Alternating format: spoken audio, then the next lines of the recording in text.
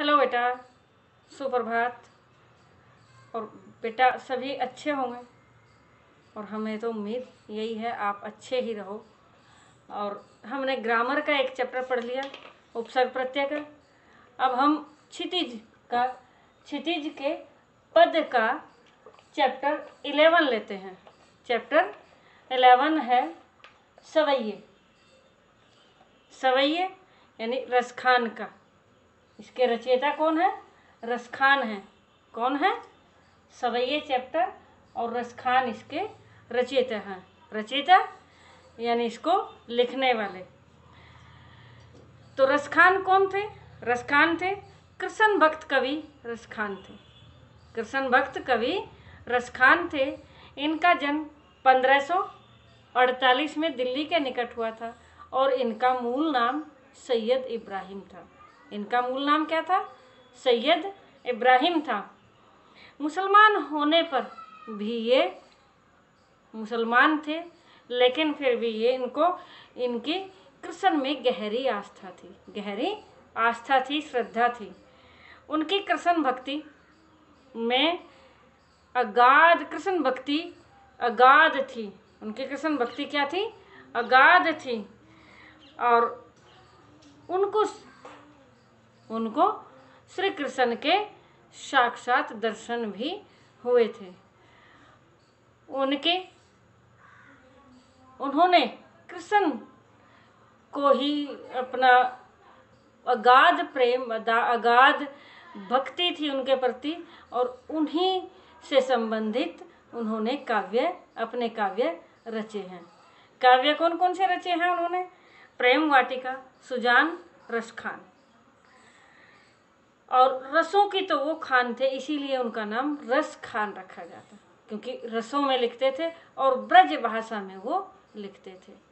तो क्या लिखते थे अब वो पढ़ते हैं। मानुष हो तो वही रसखानी, बसो ब्रज गोकुल गांव के गंवारन। क्या कहा? मानुष हो तो वही रसखानी, बसो ब्रज गोकुल गांव के गंवारन। तो ये कहते हैं कृष्ण की जो लीला, जहाँ रास रचाया करते थे, उनकी लीला रचते थे वो ब्रज भूमि के प्रति उनका अगाध प्रेम था और उन्होंने वहीं रहना शुरू कर दिया था। तो वो उन्हीं के कारण इतने लगाव जो था, तो वो क्या कहते हैं, इतना प्रेम था। यानी कहते रसखान कवि कहते हैं, अगर मैं मरने के बाद भी मनुष्य के रूप में जन्म लूं, मानुष हो तो, अगर मैं मरने के बाद मैं अगली बार जन्म लूं तो मनुष्य के रूप में जन्म लूं, तो बसो ब्रज गोकुल गांव के गंवारन। तो मेरा बसेरा कहाँ हो? इस ब्रज गोकुल गांव के ग्वालों के बीच ही मैं मनुष्य के रूप में रहूं। कहीं में अगर मैं मनुष्य के रूप में जन्म लेता हूं तो मेरा जन्म, हे भगवान, मेरा जन्म कहाँ हो?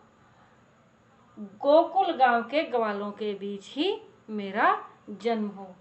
जो पशु हो तो कहा बस मेरो चरो, नित नंद की धेनु मंझारन।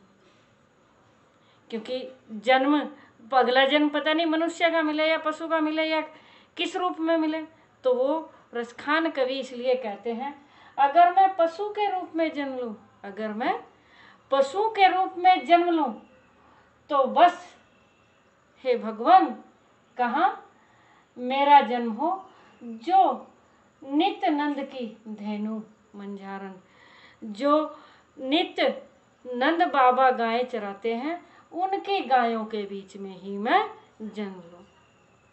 उनकी गायों के बीच में ही मैं पशु के रूप में जन्म लूं, उनकी गायों में ही मैं रहूं। पाहन हो तो वही गिरी को, जो कियो हरि छत्र पुरंदर धारण।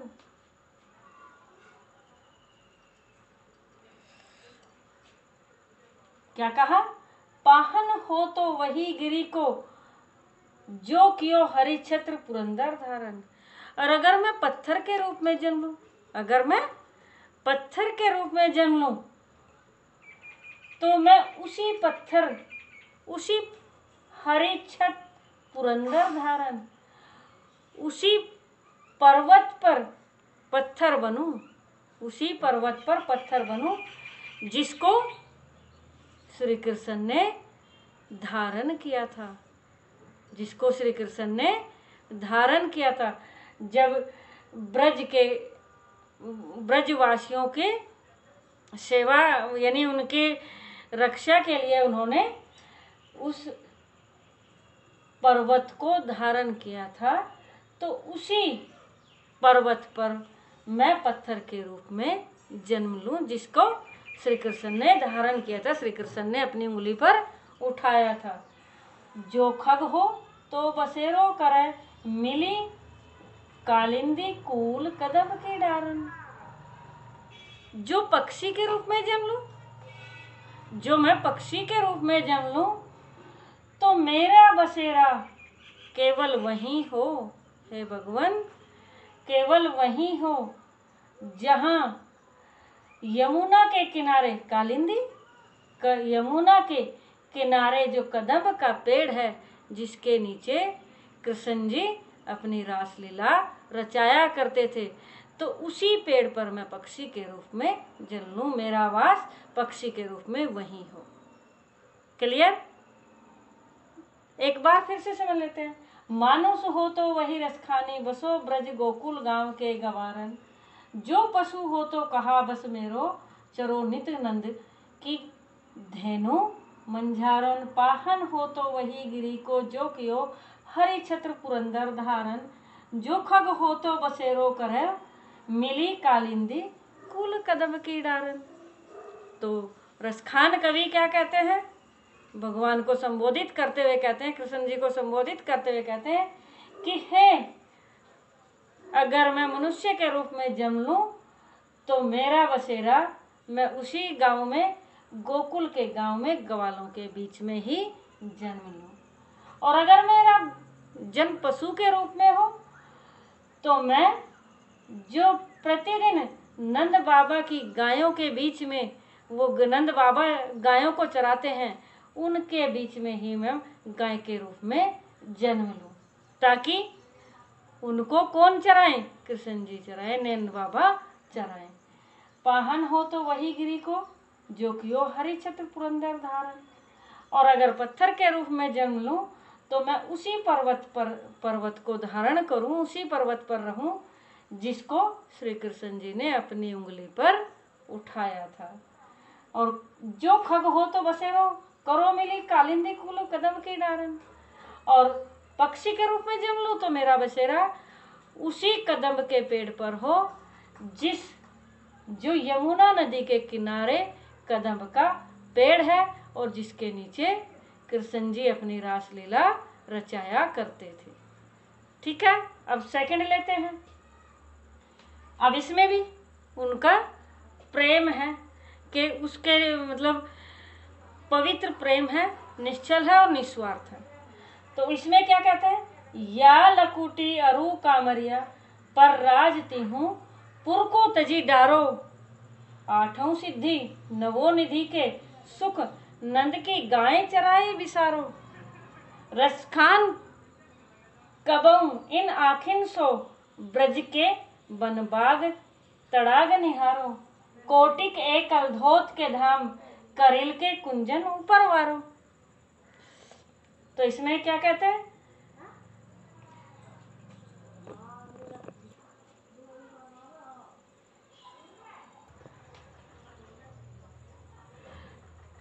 तो इसमें रसखान कवि क्या कहते हैं? कृष्ण से जुड़ी हर वस्तु से उनका प्रेम करते हैं वो। तो प्रेम प्रकट करते हुए कहते हैं, या लकुटी अरु कामरिया, पर राजती हूँ।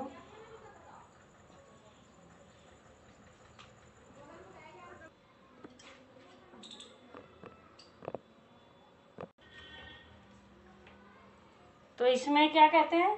या लकुटी अरु कामरिया, पर राजती हूँ लोक तिहूँ पुर को तजी डारो। तो इसमें रसखान कवि कृष्ण के प्रति प्रेम प्रकट करते हुए कहते हैं कि अगर मुझे लाठी, कृष्ण जी की लाठी और कंबल लेकर जो गायें चराने जाते हैं, अगर वो मुझे मिल जाएं, उसके बदले में तीहूं पुर को तजी डारो, तो मैं तीनों लोक के राज को त्याग सकता हूँ, तीनों लोकों के सुख को मैं त्याग सकता हूँ। अगर मुझे कृष्ण जी की लाठी और कंबल, एक तरफ लाठी और कंबल हो और दूसरी ओर तीनों लोकों का सुख भी अगर मुझे देने को तैयार हो, तो मैं लाठी और कंबल ही लेना पसंद करूँगा, लेना चाहूँगा।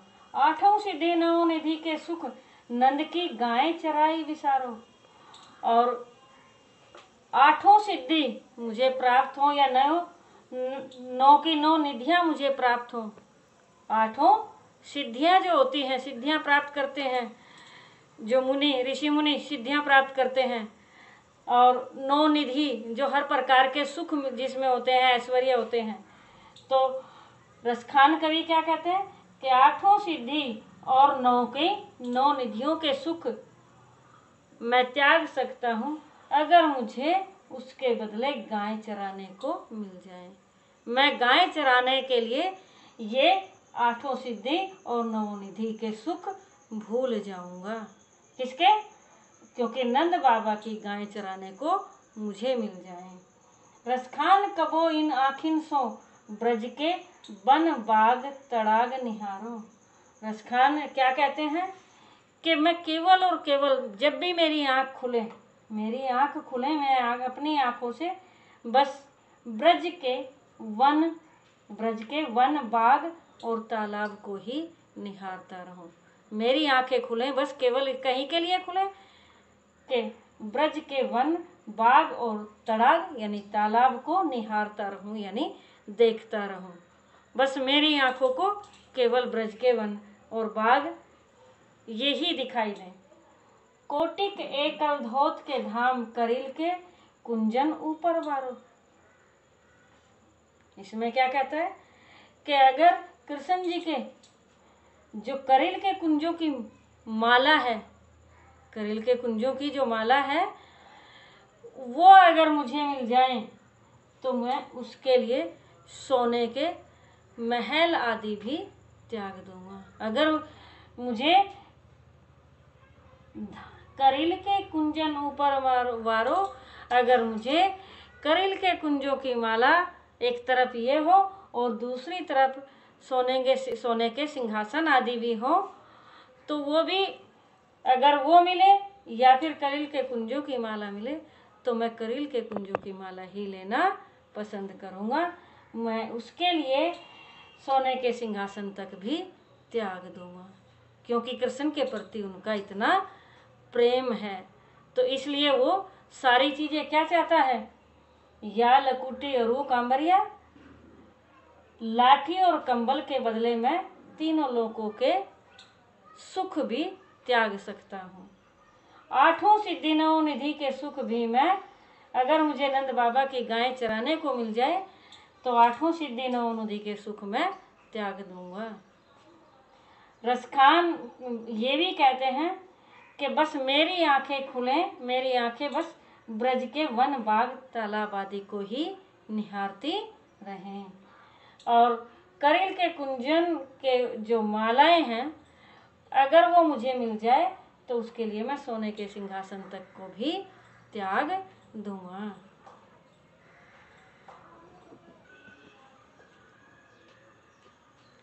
तो तीसरे में क्या कहते हैं, तीसरे में रसखान कवि किसके लिए लिखते हैं, एक गोपी दूसरी गोपी को संबोधित करते हुए कहती है, यानी जो उस पर क्या होती है, कृष्ण के सौंदर्य पर मुग्ध हो जाती है। तो तब वो कहती है, मोर पखा सिर ऊपर राखियों, गूंज की माला गले पहिरोंगी। क्या कहती है, मोर पखा सिर ऊपर राखियों, गूंज की माल गले पहिरोंगी, ओढ़ी पीतम्बर लै लकुटी बन गोधन ग्वारनी संग फिरूंगी। भाव तो वो ही मेरो रस खानी, सो तेरे कहे सब स्वांग करूंगी। या मुरली मुरलीधर की अधरान धरी अधरान धरूंगी। अब इसमें अधरान धरी अधरान धरूंगी, पहले ये देख ले एक बार। अधरान यहाँ है, अधरान यहाँ है, ये न थोड़ा इसमें मिला हुआ है, ये अलग है, लेकिन अधरान अधरान दोनों का अर्थ यहाँ अलग अलग है। यहाँ यमक अलंकार का प्रयोग हुआ है। तो क्यों? क्योंकि अलंकारों का प्रयोग कविताओं में होता है और समासों का प्रयोग गद्य में होता है। जो गद्य होते हैं, कहानी कथा वगैरह होते हैं, उनमें समासों का प्रयोग होता है और इनमें कई का प्रयोग होता है, इनमें होता है अलंकारों का प्रयोग, ताकि वो सुंदर लगे। तो यहाँ इनमें यमक अलंकार है। तो ठीक है। अब ये एक गोपी दूसरी गोपी से कहती है, क्योंकि कृष्ण के सौंदर्य पर मुग्ध हो जाती है, और मुग्ध होकर वो कहती है, हे सखी, हे सखी, सखी को कहती है, मोर पखा सिर ऊपर राखियो। जो कृष्ण जी मोर का अपने मुकुट पर, मोर मुकुट है, जो मोर का मुकुट है, तो मोर पख वाला मुकुट है, वो मैं धारण कर लूँगी। जो कृष्ण जी, श्री कृष्ण जी क्या करते हैं, जो मोर के पंख का मुकुट पहनते हैं, जिस पर मोर का पंख लगा हुआ होता है, वो पहनते हैं, वो मुकुट मैं भी पहन लूँगी। गुंज की माला गले पहनूंगी, और गुंज की माला भी मैं गले में पहन लूँगी। गुंज की माला भी मैं गले में पहन लूँगी। ओढ़ी पीतम्बर लै लकुटी बन गोधन ग्वारनी संग फिरूंगी। और पीला कंबल ओढ़कर और लाठी लेकर, जो पीला कंबल कृष्ण जी ओढ़ते हैं और लाठी लेते हैं। ओढ़ी पीतम्बर लै लकुटी, पीला पीतम्बर ओढ़कर, पीला पीतम्बर ओढ़कर और लाठी लेकर गायों को, लाठी लेकर गायों को वन वन में ग्वारों के साथ घूमती फिरूंगी। गायों को चराने के लिए ग्वालों के साथ साथ मैं वन वन फिरूंगी, मैं वन में घूमूंगी, गायों को चरा दूंगी। भाव तो वो ही मेरो रस खाने, सो तेरे कहे सब स्वांग करूंगी। मुझे वो करना सब अच्छा लगता है जो कृष्ण जी करते हैं। मुझे वो, रसखान जी गोपी के बारे में कहते हैं कि भाव तो वो ही, कि मुझे वो ही सब अच्छा लगता है जो कृष्ण जी करते हैं। तेरे कहे सब स्वांग करूंगी, कि जो तू कहेगी कि कृष्ण का स्वांग, कृष्ण का रूप धारण कर लो, तो मैं वो कृष्ण का रूप धारण कर लूँगी, सब स्वांग कर लूँगी। या मुरली मुरलीधर की अधरान धरी न अधरान धरूंगी। लेकिन कृष्ण जी जो मुरली धारण करते हैं, कृष्ण जी जो मुरली धारण करते हैं, वो मैं बिल्कुल भी अपने होठों पर नहीं धारण करूंगी, क्योंकि मुरली को धारण करने के कारण वो हमसे दूर हो गए हैं, वो हमसे दूर हो गए हैं। मुरली को जब वो धारण करते हैं, तब वो यानी मुरली को बजाते हैं, तो वो हमसे दूर हो जाते हैं। तो इसका मतलब मैं उसको बिल्कुल भी धारण नहीं करूंगी। मैं सारे, क्या करेगी वो गोपी, मोर पंख वाला जो मुकुट है मैं वो भी धारण कर लूँगी, गुंजों की माला भी मैं गले में पहन लूँगी, और पीला जो पीताम्बर ओढ़ लूँगी, और लाठी लेकर वन वन भी ग्वालों, तो पीला वस्त्र ओढ़कर और लाठी लेकर कृष्ण की तरह मैं भी गायों के पीछे पीछे ग्वालों के साथ वन में घूमती रहूँगी, वन में घूमती रहूँगी। भाव तो वही, भाव तो यानी मुझे वही अच्छा लगता है। रसखान कवि गोपी के बारे में कहते हैं कि मुझको वही अच्छा लगता है जो कृष्ण जी करते हैं। तो तेरे कहने पर हे गोपी, तेरे कहने पर मैं सारे स्वांग करूँगी, मैं सारे रूप धारण कर लूँगी। या मुरली मुरलीधर की अधरान धरी, अधरान धरूँगी। लेकिन जो कृष्ण जी मुरली को धारण करते हैं, मुरली को जब वो बजाते हैं तो मुरली को अपने होठों पर धारण करते हैं, तो अपने होठों पर जो उसको धारण करते हैं उसको मैं बिल्कुल भी धारण नहीं करूँगी, बिल्कुल भी अपने होठों पर नहीं लगाऊंगी। क्यों नहीं लगाएंगे? क्योंकि मुरली धारण करने के कारण ही वो हमसे दूर हो गए हैं। वो अब हमारी ओर नहीं देखते, वो हमें नहीं देखते हैं, हमारी ओर आकर्षित नहीं होते हैं। अब वो मुरली बजाते रहते हैं, तो मुरली के कारण वो हमसे दूर हो गए हैं। तो इसलिए मुरली तो हमारी सोतिया दहा के कारण कहते हैं, क्योंकि मुरली उनकी क्या हो गई, सोतन हो गई, जैसे एक सोतन होती है। तो इस कारण वो मुरली को बिल्कुल भी गोपी धारण नहीं करेगी। क्लियर हो गया ना? अब अगला लेते हैं बेटा। अगला है काननी दे अंगूरी रही वो जब ही मुरली धुनी मंद बजे है, मोहनी तानन सो रस खानी अटा चढ़ी गोधन गह तो गह, तेरी कहो शीघ्र ब्रज लोगनी काल्ही कोऊ कितनो समुझे है, मायरी वामुख की मुस्कानी संहारी न जह न जह न जह। तो इसमें भी गोपी ब्रज के लोगों को कहती हैं, गोपी ब्रज के लोगों को कहती है कि जब कृष्ण जी मुरली बजाते हैं, मुरली बजाते हैं, मंद मंद मुरली बजाते हैं, मुरली की ध्वनि मुझे सुनाई देते हैं, तो मैं अपने कानों में उंगली दे लूँगी। गोपी क्या कहती है कि जब कृष्ण जी मुरली मंद मंद ध्वनि में मुरली बजाते हैं तो मैं अपने कानों में उंगली डाल लूँगी, मैं उनकी मुरली नहीं सुनूंगी। मोहनी तानन सो रस खानी अटा चढ़ी गोधन गह तो गह।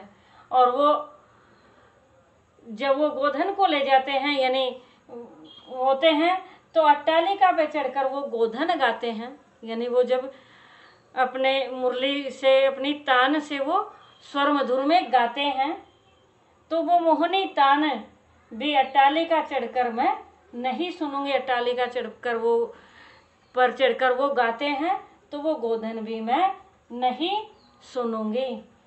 तेरी कहो शीघ्र ब्रज लोगनी काली को कितने समुझे है। और ये ब्रज के लोगों को पुकार कर कहती है, ब्रज के लोगों को कहती है कि कल को आप कितना भी मुझे समझाओ, कल फिर मुझे कितना भी समझाओ, मायरी व मुख की मुस्कानी संहारी न जह न जह न जह। मतलब कहती है वो कि अगर कृष्ण की मंद मंद मुरली की ध्वनि मुझे सुनाई देगी तो भी मैं कानों में उंगली डाल लूँगी। वो अगर गोधन गाएंगे तो भी मैं अनसुनी कर दूंगी। अट्टालिका पर चढ़कर जब वो गोधन गाते हैं तो भी मैं नहीं सुनूंगी, अट्टालिका पर चढ़कर नहीं सुनूंगी। लेकिन हे ब्रज के लोगों, कल मुझे आप फिर कितना भी समझाओगे तो मैं तब नहीं समझूंगी जब वो क्या करेंगे, मुख की मुस्कानी, तब वो सामने आएंगे और उनके मुख की जो मुस्कान होगी, और मुख की मुस्कान को देखकर मैं अपने बस में नहीं रहूँगी, बदले में मैं भी मुस्कुरा कर ही जवाब दूंगी, यानी मैं भी मुस्कुराऊंगी। क्या कहा, दोबारा से इस लाइन का ले लेते हैं, फिर से समझ लेते हैं कि ब्रज के लोगों, हे ब्रज के लोगों, आप कितना भी मुझे समझा लोगे लेकिन मैं तब नहीं समझूंगी जब वो सामने आकर मुस्कुराएंगे,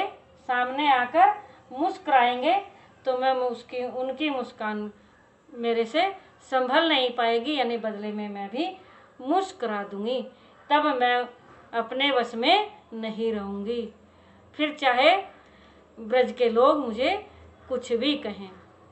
तो क्लियर हो गए ना? ओके।